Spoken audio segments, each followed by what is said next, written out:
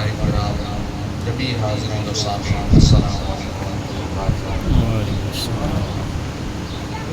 آج کی یہ بابرکت محفل ہمارے محترم بھائی محمد عرفان صاحب کے والد گرامی پر کی روح کو فروغ کے مثال ثواب کے لیے منعقد ہے۔ اللہ رب العزت کی بارگاہ کرم میں دعا ہے، مولا اپنے حبیب کے صدقے ان کے والد صاحب کے درجات کو بلند فرمائے، آمین۔ اللہ رب العزت نے ہم سب پر خاص کرم کیا کہ ہمیں اپنے حبیب کی امت میں سے پیدا کیا، اور پھر خاص کرم یہ کیا اس امت کو اللہ نے وہ شان عطا کی جو سابقہ امتوں میں سے کسی کو نہیں عطا کی۔ حضور سرور دو عالم صلی اللہ تعالی علیہ وآلہ وسلم نے ارشاد فرمایا کہ صف انبیاء اور رسول میں تمام کا سردار میں ہوں، اور صف امتوں میں ساری امتوں کی سردار میری امت ہے۔ تو جو سردار ہوتا ہے اس کی ذمہ داری بھی زیادہ ہوتی ہے، جو سردار ہوتا ہے اس کے کام بھی زیادہ ہوتے ہیں، جو سردار ہوتا ہے اس کا حوصلہ بھی زیادہ ہوتا ہے، جو سردار ہوتا ہے اس کے اندر سننے کی طاقت بھی زیادہ ہوتی ہے، جو سردار ہوتا ہے اس میں قوت برداشت بھی زیادہ ہوتی ہے۔ اگر یہ چیزیں نہ ہوں تو وہ سرداری کا اہل نہیں ہوتا۔ تو اللہ رب العزت نے اس امت کو جو ایک اعزاز بخشا ہے وہ ہے کہ امر بالمعروف نہی عن المنکر، کہ جہاں بھی دیکھتے ہیں سب سے پہلے نیکی کا حکم دیتے ہیں، اور جب روکنے کی بات آتی ہے تو یہ امت سب سے پہلے براؤں سے گناہوں سے روکتی ہے۔ اور یہ اس امت کا اعزاز ہے، یہ اس امت کا نمایاں نشان ہے۔ جیسے فوجی ہوتا ہے نا تو اس کے سینے پر یا اس کی ٹوپی پر ایک نشان ہے کہ یہ فوجی ہے، پولیس والا ہے تو اس کا ایک الگ نشان ہے۔ ساری امتوں میں اس امت کا جو نشان ہے فرمایا وہ امر بالمعروف نہی عن المنکر ہے، کہ ہمیشہ نیکی کا حکم اور برائی سے روکے۔ اور اس راستے پر چلنے کے لیے خدا کا احسان یہ ہے کہ اللہ نے راستہ محمد مصطفیٰ صلی اللہ علیہ وسلم کا عطا فرمایا۔ سبحان اللہ، سبحان۔ اور اس امت پر اللہ نے خاص کرم فرمایا۔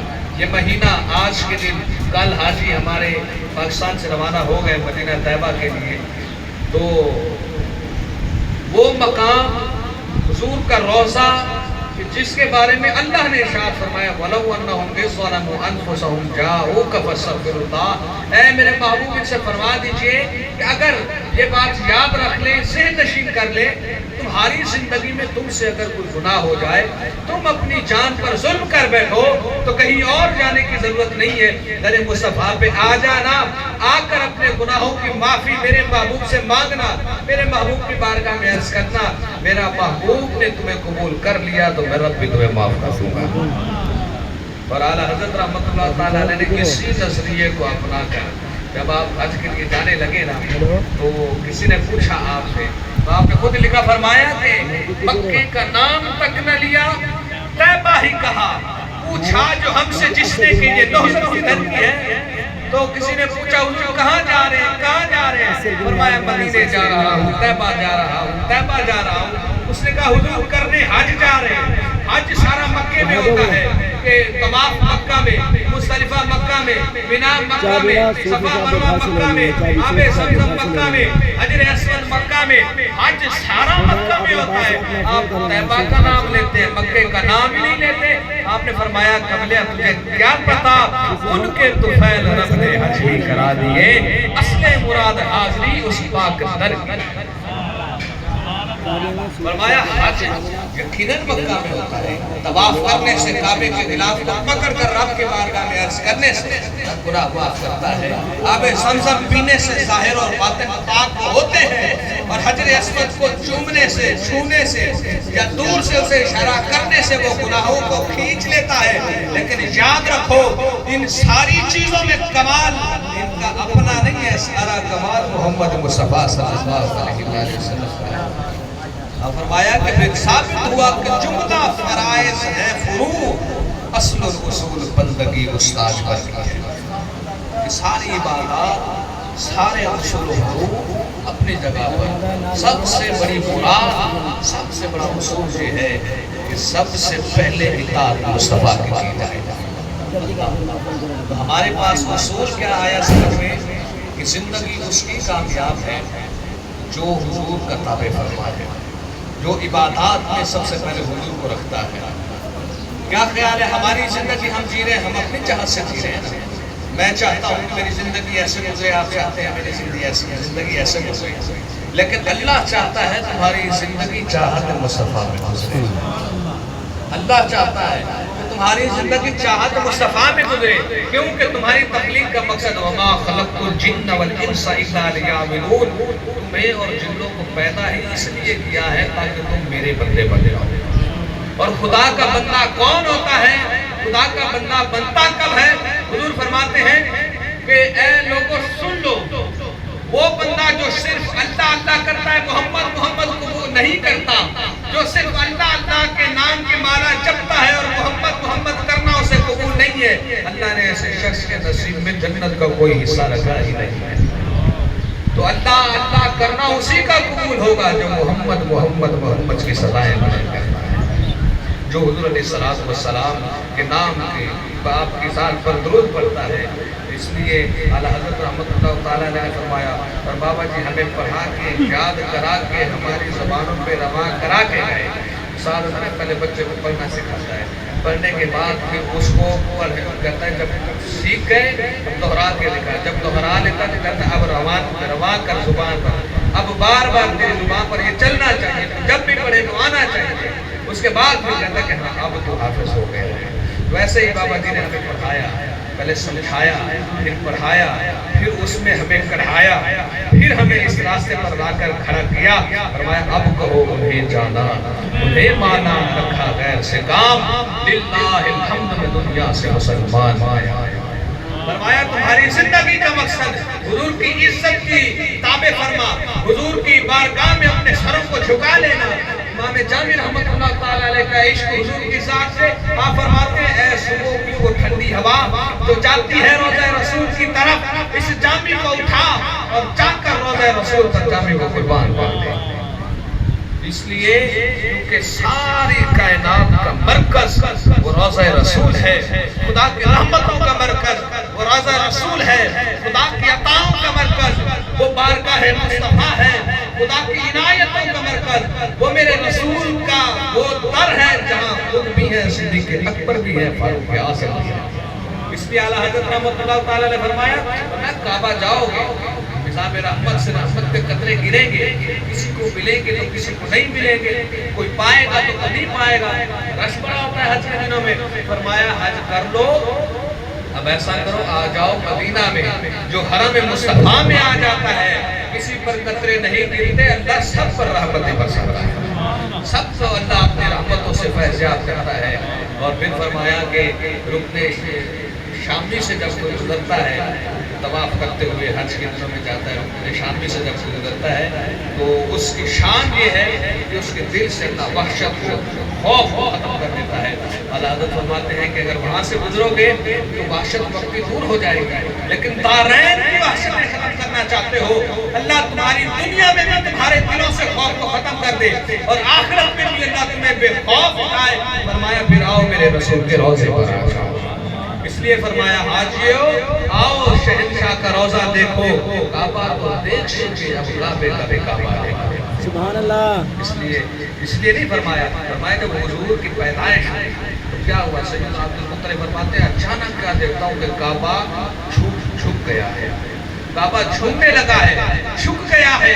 اور میں نے جا کر جب گھر پتہ کیا تو پتہ چلا اللہ نے مجھے پوتا محمد مصطفیٰ عطا کیا ہے صلی اللہ علیہ وسلم. تو جس رسول کی آمد پر کعبہ بھی خوش ہو اور وہ کعبہ جو چاہت مصطفیٰ میں کعبہ ہو. آج لوگ کہتے ہیں کہ جی رسول کے چاہنے سے کچھ نہیں ہوتا. میں انہیں کہنا چاہتا ہوں کہ اگر رسول کے چاہنے سے کچھ نہیں ہوتا تو رب فرماتا ہے فَلَنُوَلِّيَنَّكَ قِبْلَةً تَرْضَاهَا महबूब जहां आपका जी चाहे अपना रुख फेरे, रब उसी को किबला बना देगा। तो काबा किबला बना है चाहत मुस्तफा में, और जिन्हें लगता है कि हुजूर के चाहने से कुछ नहीं होता, उन्हें कहो जाओ कहीं और सजदे करो। काबे को वही सजदा करता है जो हुजूर को हाजिर भी मानता है, उनको नाजिर भी मानता है। अल्लाह अकबर। कलमा पढ़ते हैं हुजूर का। कलमा क्यों पढ़ते हैं? क्योंकि हम हुजूर के उम्मती हैं, और उम्मती जब कलमा पढ़ता है तो नबी को मान कर पढ़ता है। नबी है तो कलमा है, नबी है तो कलमा है। अगर नबी ही ना हो तो कलमा कहाँ से होगा? हजरत ईसा अलैहिस्सलाम का कलमा कोई पढ़ेगा? हजरत मूसा अलैहिस्सलाम का, हजरत आदम अलैहिस्सलाम का, सारे अल्लाह के नबी पर हक है, सबको अल्लाह ने शान अता की है। और मेराज की रात जब हुजूर गए ना अल्लाह की बारगाह में, तो अर्ज किया या अल्लाह सबको शान दी, हजरत आदम को दी, हजरत मूसा को कलाम बख्शा, ईसा को रूहुल्लाह बनाया, इस्माइल को नबीउल्लाह बनाया, इब्राहीम को खलीलुल्लाह बनाया, मेरे लिए क्या रखा? तो अल्लाह ने फरमाया हबीब तेरे लिए एहसान ये है कि क़यामत तक जब तक ये दुनिया कायम रहेगी, न खुदा मुस्तफा से जुदा होगा, न मुस्तफा खुदा से जुदा होगा। तो क़यामत तक के लिए हुजूर का नाम, हुजूर की हुकूमत, हुजूर की नबूवत और हुजूर के साथ पर दुरूद पढ़ा जाता रहेगा, और हुजूर का कलमा पढ़ता जाता रहेगा। अल्लाहु अकबर। तो हमारी जिंदगी का मकसद तेरे दीन की सरफराजी। या रसूलुल्लाह सल्लल्लाहु अलैहि वसल्लम, हम इसलिए इस दुनिया में आए ताकि आपका नाम ले सके, इसलिए जिए ताकि आपके गुण गा सके, इसलिए मरे कि आपके दीदार के लिए मर सके। अल्लाह वाला जब इस दुनिया से जाता है, अल्लामा इकबाल रहमतुल्लाह ताला अलैह फरमाते हैं कि तुम्हें लगता है कि जब कोई मरता है तो वो मरकर मिट्टी हो जाता है। फरमाया ये तुम्हारा गुमान है।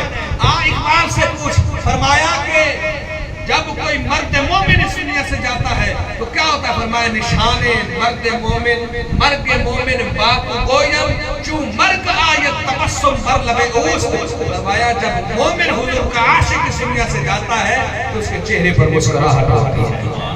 वो तुम्हारे अकीदे वाला नहीं होता, हुजूर के मानने वाला होता है। मुस्कुराहट इसलिए होती है कब्र में जाएगा दीदार मुस्तफा करेगा।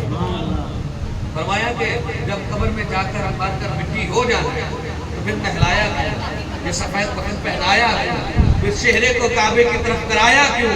ये सारा सजाया क्यों? इसकी वजह क्या है? मैं बताता हूँ। इसलिए जो कब्र में इसलिए सजाया गया, कब्र में इसलिए तेरे रुख को किबला की तरफ कराया गया, वहीं से आमद मुस्तफा होनी है, वहीं से दीदार मुस्तफा होना है। अल्लाहु अकबर। वगरना जो चीज़ मट्टी की है मट्टी में मिल जाए तो उसके लिए तमाम करने की क्या जरूरत है?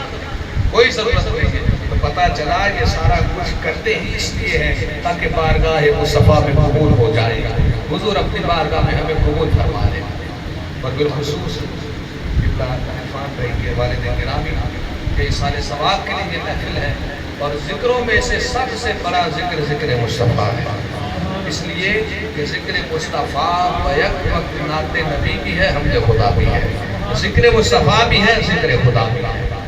तो चूँकि इंसान का अमल उसको दुनिया में सबसे ज़्यादा फ़ायदा देता है। अगर इंसान के वालिदैन इस दुनिया से चले जाए तो उनके बारे में कुरान क्या कहता है और हदीस क्या कहती है। अल्लाह रब्बुल इज़्ज़त ने इरशाद फरमाया कि एक ये बात, ये हमारे लिए महबूब ने, अल्लाह ने अपने हबीब की ज़ुबान अक़दस से हमें ये कानून दिया कि महबूब इन्हें फरमा दीजिए कि ऐ लोगों गौर से सुनो, रब की बारगाह में दुआ करो।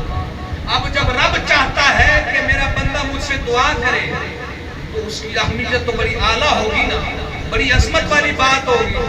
मैं अपनी तरफ से करूं तो ठीक है, मेरा शौक है।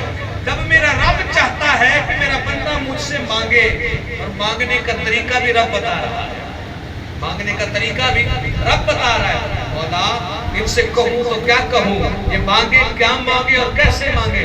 फरमाया इनसे मांगू, फरमा दीजिए मेरी बारगाह में आकर अर्ज करे रब्बिरहम्हुमा कमा रब्बयानी सगीरा। ऐ मेरे रब, जैसे हम बचपन की हालत में थे, हम नादानी की हालत में, समझ और होश की दुनिया से हम बिल्कुल खाली थे, मेरे माँ बाप ने मुझे पाला, मुझे सीने से लगाया, مجھ پر رحم کیا، مجھ پر شفقت کی، مجھ پر کرم کیا، مجھ پر احسان کیا۔ مالک جیسے میرے والدین نے مجھ پر ایسے احسان کیا، میں دعا کرتا ہوں مولا تو ان پر دنیا میں بھی احسان کر، ان پر آخرت میں بھی رحمت فرما۔ یہ رب چاہتا ہے۔ اور حدیث پاک میں ہے حضور علیہ السلام کی بارگاہ کرم سے سوال کیا گیا، یا رسول اللہ صلی اللہ علیہ وسلم کچھ عطا فرمائے۔ حضور فرمائے پوچھیں۔ عرض کی گئی یا رسول اللہ صلی اللہ علیہ وسلم اگر والدین اس دنیا سے چلے جائیں تو کیا ان کا کچھ حقوق باقی ہے؟ انسان اس کے لیے کچھ کر سکتا ہے؟ سرکار نے فرمایا ہاں ان کے کچھ حقوق باقی ہیں۔ تو عرض کیا یا رسول اللہ کیا حقوق ہے صلی اللہ علیہ وسلم؟ حضور علیہ السلام ارشاد فرمایا پہلا حق یہ ہے کہ ان کی تجہیز و تدفین کی جائے اچھے طریقے سے۔ دوسرے نمبر پر ان پر اگر کسی کا قرض ہے تو وہ قرض ادا کیا جائے۔ تیسرے نمبر پر فرمایا اگر انہوں نے کسی سے کوئی وعدے کیے ہیں نا تو وہ وعدے پورے کیے جائیں۔ فرمایا اگر انہوں نے کوئی وصیت کی ہے تو وصیت پوری کی جائے۔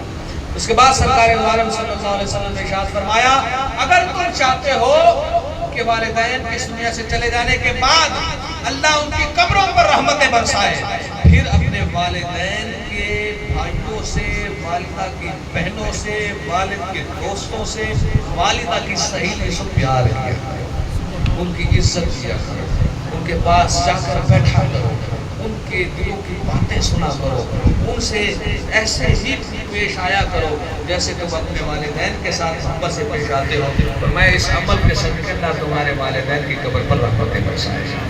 پر سرکار دو عالم صلی اللہ علیہ وسلم نے تو پھر اپنے پیاروں کی یاد کو منا کے دکھایا۔ سیدہ اماں خدیجہ الکبریٰ رضی اللہ تعالی عنہا کا جب وصال ہو گیا تو سرکار گھر میں جب بکری ذبح فرماتے تو اپنی پیاری بیوی سیدہ اماں عائشہ صدیقہ رضی اللہ تعالی عنہا کے پاس بیٹھ کر سرکار فرماتے عائشہ یہ حصہ میری خدیجہ کی سہیلیوں کے لیے بھجوا دو۔ کیوں؟ اس لیے کہ وہ خدیجہ کی سہیلیاں ہیں اور سرکار کو ان سے بڑا پیار تھا۔ انہیں سرکار کی بارگاہ میں انہوں نے اپنا مال جان ہر چیز کو قربان کر دیا۔ تو اس لیے فرمایا کہ جب والدین تمہارے دنیا سے چلے جائیں ان کے ساتھ اس نے سلوک کرنا چاہتے ہو تو اس کا سب سے بہترین طریقہ یہ ہے کہ والدین کے بہن بھائیوں سے اور ان کے دوستوں سے پیار کیا کرو۔ اس عمل کے صدقے اللہ بڑا خوش ہوتا ہے۔ اور اس کے بعد فرمایا کہ ایک قیامت والے دن سرکار نے فرمایا کہ ایک بندہ دیکھنے کا جنت میں، وہ جنت میں اچانک جب دیکھے گا تو اس کا درجہ بڑھ جائے گا، بلند ہو جائے گا۔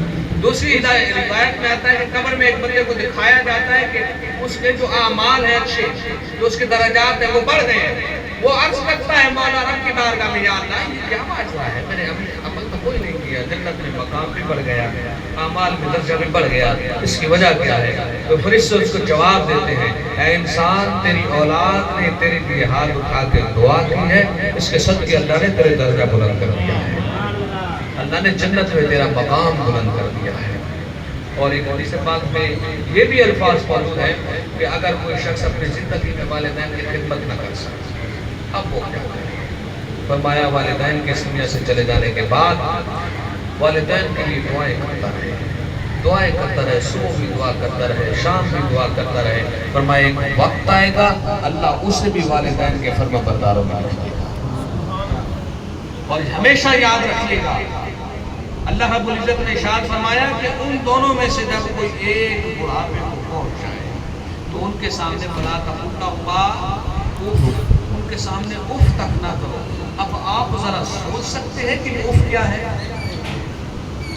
اف کو آپ سمجھ سکتے ہیں کہ اف کیا ہے؟ اس پر محدثین نے لکھا ہے اف کا مطلب پتہ کیا ہے؟ کہ اماں جی نے بلایا بیٹا پاس ہو، آگے سے اولاد نے جواب دیا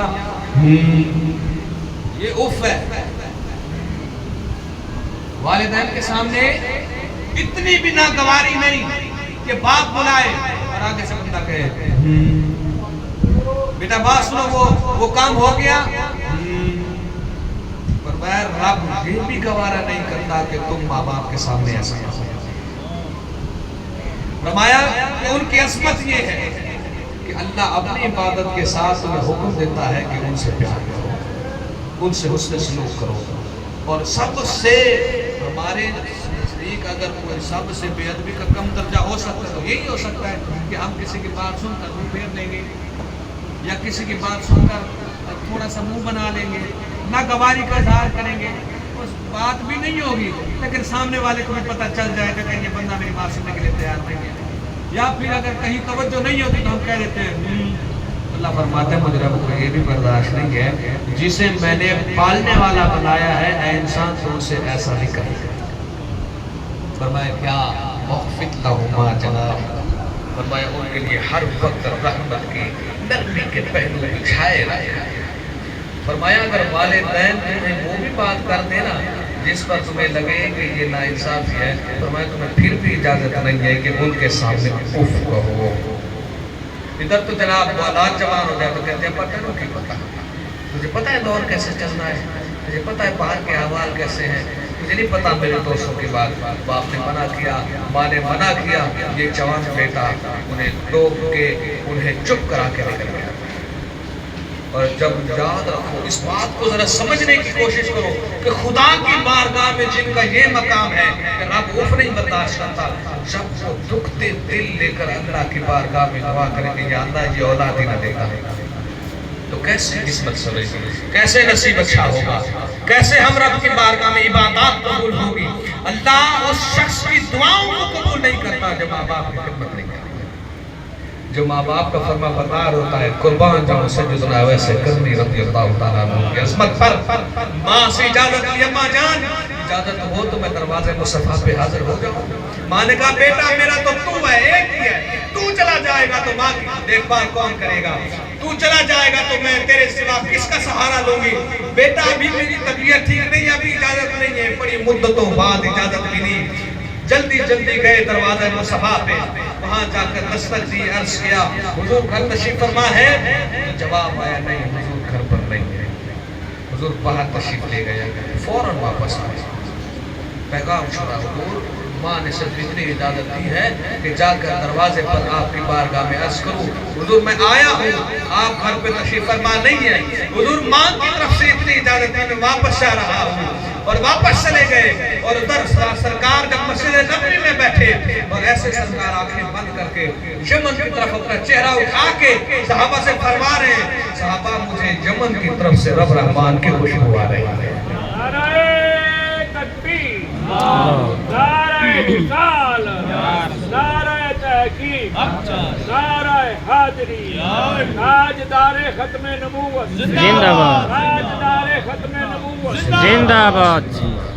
मुझे रब रहमान की खुशबू आ रही है इसलिए कि यमन में मेरा अवैस रहता है, उसकी माँ से मोहब्बत इतनी है और माँ से मोहब्बत, माँ की इताअत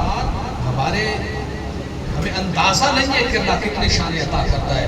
हुजूर के सहाबा में कोई ऐसा सहाबी नहीं है जिसने हुजूर को ना देखा हो, सहाबी होता ही वही है जिसने हुजूर को देखा हो और हालत ईमान में इस दुनिया से चला गया हो। लेकिन वाहिद हज़रत अवैस करनी रज़ी अल्लाह तआला अन्हु की ज़ात गिरामी है जो सहाबी जिन्होंने हुजूर को देखा तो नहीं है लेकिन दर्जा उनका उतना ही है, वो मकाम अल्लाह ने अता किया। और क़यामत का दिन होगा, एक हज़रत अब्दुल्लाह बिन अब्बास फरमाते हैं मैंने एक शख्स को देखा वो अपने कंधे पे अपनी माँ को उठा के काबे का तवाफ करा रहा था और कह रहा था कि शायद अब हक अदा कर दिया, अब हक अदा हो गया माँ का।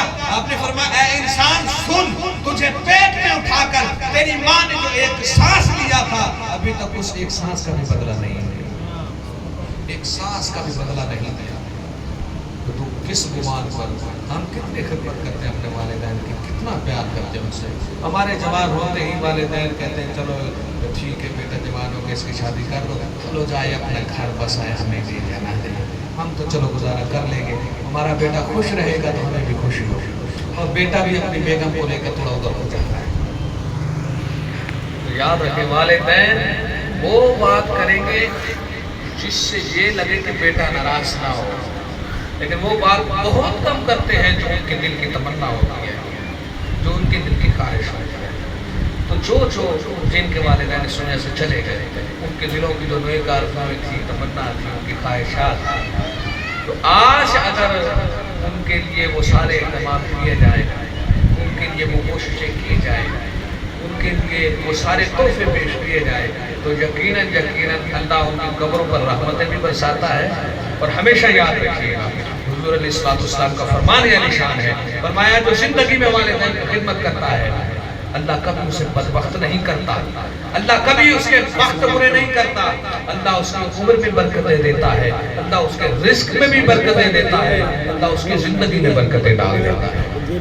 اور فرمایا جن کے والدین اس دنیا سے چلے جائیں وہ برکتیں کیسے لے، وہ رحمتیں کیسے لے. فرمایا وہ ہاتھ اٹھائے اللہ کی بارگاہ میں والدین کے لیے دعائیں کرے، اللہ اسے بھی رحمتیں عطا کرتا ہے، اللہ اسے بھی برکتیں دے دیتا ہے، اللہ اس کے رزق میں عمر میں برکتیں ڈال دیتا ہے. تو ہم